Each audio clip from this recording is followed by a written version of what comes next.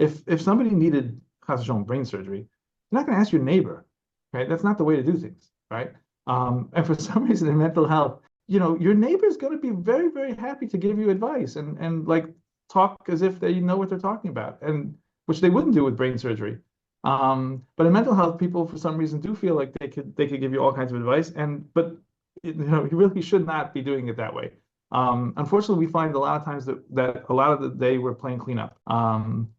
People who are given bad advice from well-meaning people, but it just ended up being really, really bad advice because they didn't really know. So, the number one thing I would tell people is that don't deal with amateurs. Get advice from somebody. I always say, get advice from somebody who's dealt with at least 100 cases, because just because my cousin had this issue and this is the person who helped him has nothing to do with your issue, has nothing to do with your situation. My cousin is totally different than you are. They were dealing with something that you're not dealing with. Their situation was different than your situation. The fact that this person helped him is not going to make any difference to you.